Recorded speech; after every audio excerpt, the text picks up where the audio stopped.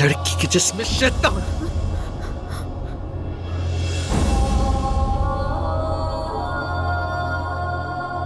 तुम एक अफरियत हो ज़मरुद। तुम्हारा अदनान के साथ खुफिया ताल्लुक ठना है ना? बिल्कुल। तुमने अपने जादू से मेरे पोते को काबू में कर लिया, और जब हम सब समझे कि वो मर गया है तो तुमने आदिल पर नजरें जमा ली।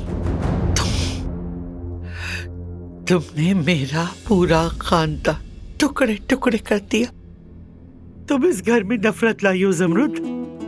अब्बास और अदनान अब एक दूसरे के दुश्मन हैं, जानती हो? दुश्मन।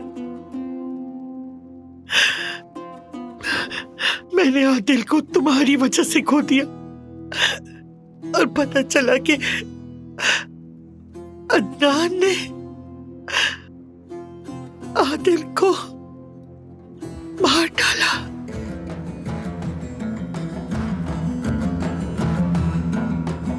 तुमने उससे कहा कि उसे रास्ते से हटा दो।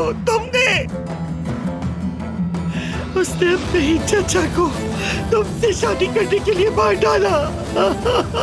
बस बहुत हो गया, बस बहुत हो गया। निकलो, अपना सामान लो और निकलो यहाँ से। अपना सामान बांधो, यहाँ से निकल जाओ।